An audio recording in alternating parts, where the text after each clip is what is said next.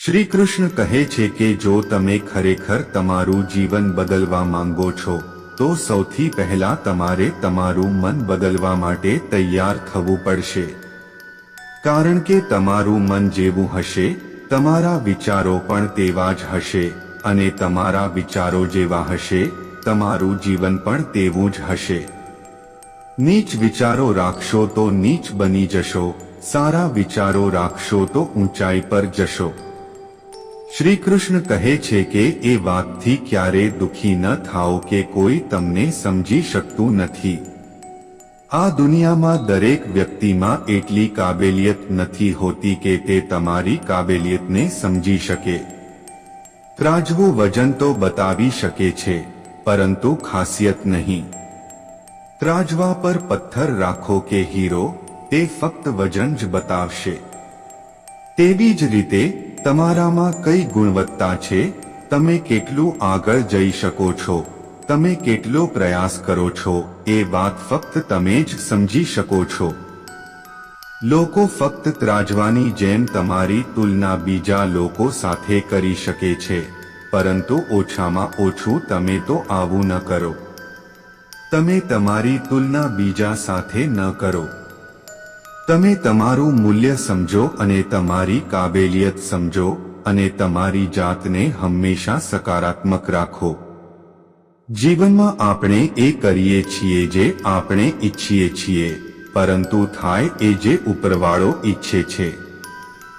પરંતુ કદાચ આપણે એ નથી જાણતા કે જે તે ઈચ્છે છે તે જ આપણા માટે સૌથી વધુ સારું હોય છે, કારણ કે ઉપરવાળો એ જોઈ શકે છે જે આપણી આંખો નથી જોઈ શકતી. આનો મતલબ એ નથી કે આપણે આપણું કર્મ કરવાનું છોડી દઈએ, ભવિષ્યની ચિંતા કરવાનું છોડી દઈએ અને બધું ઉપરવાળા પર છોડી દઈએ. દોસ્તો, ઉપરવાળાની લીલા બહુ અનોખી હોય છે. તે એ જ આપે છે જે તે ઈચ્છે છે, પરંતુ કર્મ તમારે કરવું પડે છે. જો તમે કર્મ કરવામાં ચૂકી જશો તો તમારા હાથમાં કંઈ જ નહીં આવે. ક્યારેક આપણા જીવનમાં કેટલીક એવી વસ્તુઓ હોય છે જે આપણા હાથમાં નથી હોતી.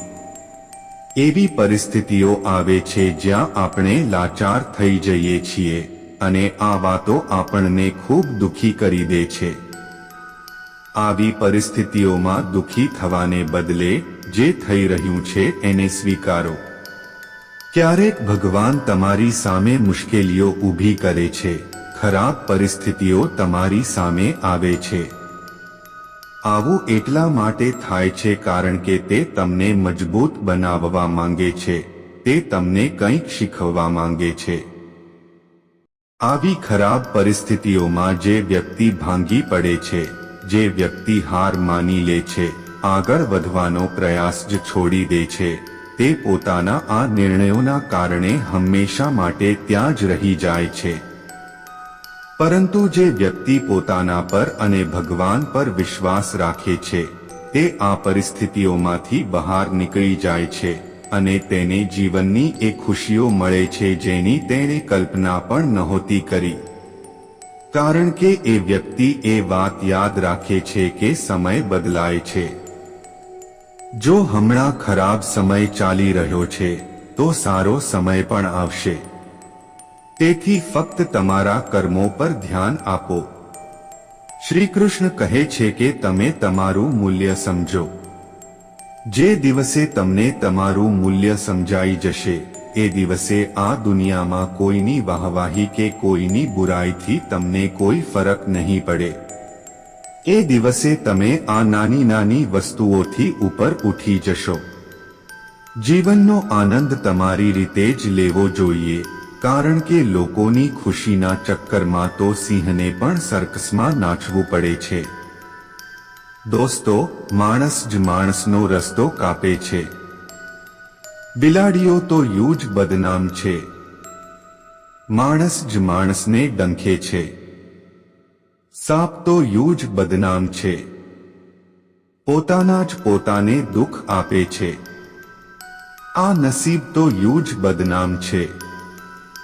માણસ જ માણસથી બળે છે. આ રિવાજ આ દુનિયામાં સામાન્ય છે. દોસ્તો, આ સ્વાર્થી દુનિયામાં સંબંધોની ચામાં ખાંડ થોડી માપીને નાખજો, કારણ કે જો ચા ફીકી રહી તો સ્વાદ નહીં આવે, અને જો વધુ મીઠી થઈ તો તેનાથી મન ભરાઈ જશે. શ્રી કૃષ્ણ કહે છે કે બીજાની અયોગ્યતાથી પ્રભાવિત ન થવું એ જ તમારી યોગ્યતા હોવી જોઈએ. જો બુરાઈ શોધવાનો આટલો જ શોખ છે તો શરૂઆત હંમેશા પોતાનાથી કરવી, બીજાથી નહીં. અને યાદ રાખજો, સારપ અને સચ્ચાઈ ભલે તમે આખી દુનિયામાં શોધી લો, જો તે તમારી અંદર નથી તો તમને ક્યાંય નહીં મળે. જો કોઈ વ્યક્તિ તમારી સારપ અને ઈમાનદારીની કદર નથી કરતું તો દુઃખી થવાને બદલે એ વાત યાદ રાખજો કે આજકાલ સારપની પાછળ કોઈ નથી જતું, દરેક બુરાઈની પાછળ જ જાય છે. જેમ કે દારૂ વેચનારને ક્યાંય જવું નથી પડતું, પરંતુ દૂધ વેચનારને ગલીગલી ફરવું પડે છે. શ્રી કૃષ્ણ કહે છે કે આ દુનિયાની સમસ્યા ભલે ગમે તેટલી ઊંચી અને મોટી હોય, તેનો ઉકેલ હંમેશા તમારી પાસે જ હોય છે. જેમ કે મંઝિલ ભલે ગમે તેટલી દૂર અને ઊંચી હોય, તેનો રસ્તો હંમેશા તમારા પગ નીચે જ હોય છે. આ દુનિયાનું કડવું સત્ય છે કે કોઈ કોને પૂછે છે સ્વાર્થ સિવાય. જ્યારે ઝાડ સુકાઈ જાય છે ત્યાં કોઈ નથી જતું. જ્યાં પાત્રને પોતાને ખબર નથી હોતી કે આગલું દૃશ્ય શું છે, તેથી હંમેશા શાંત રહો અને ધીરજથી કામ લો. આ ધીરજ અને સહનશીલતા કોઈ નબળાઈ નથી, આ તો એ તાકાત છે જે દરેકમાં નથી હોતી.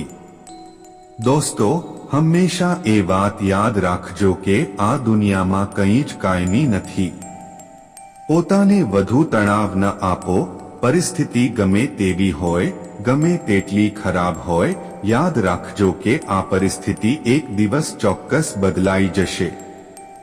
શરીર જેટલું ફરતું રહે તેટલું સ્વસ્થ રહે છે, અને મન જેટલું સ્થિર રહે તેટલું સ્વસ્થ રહે છે. પરંતુ આજના જમાનામાં તો ઉલટું જ થઈ રહ્યું છે. લોકોનું શરીર એક જગ્યાએ બેસી રહે છે અને બીમાર પડે છે, અને મન હંમેશા અહીંથી ભટકતું રહે છે, નકામી વસ્તુઓની પાછળ દોડતું રહે છે. દોસ્તો, વિડીયોના અંતે ફક્ત એટલું જ કહીશ કે આ જીવન ભગવાને આપેલી એક ભેટ છે. તેને આવી રીતે બરબાદ ન કરો. જીવનમાં ક્યારેક આપણને ખુશી મળે છે તો ક્યારેક દુઃખનો સામનો કરવો પડે છે. પરંતુ જો તમે જીવનની આ કડવાશને તમારા જીવનમાં ઉતારી લીધી તો તમે જીવનને જીતી લેશો. જીવનમાં દુઃખ, દર્દ અને હાસ્ય ખુશી થોડા પળો માટે જ હોય છે. આપણે આ પરિસ્થિતિઓનો ઘમંડ ન કરવો જોઈએ અને ન તો તેનાથી નિરાશ થવું જોઈએ. હંમેશા હસીને જીવન જીવો, કારણ કે તમે પોતે નથી જાણતા કે આ જીવન કેટલું બાકી છે. તો હંમેશા સકારાત્મક વિચારો સાથે તમારા લક્ષ્ય તરફ આગળ વધતા રહો અને હંમેશા ખુશ રહો. આ વિડિયો ગમ્યો હોય તો લાઈક કરો અને અમારી ચેનલમાં નવા હોય તો સબસ્ક્રાઇબ કરવા માટે વિનંતી.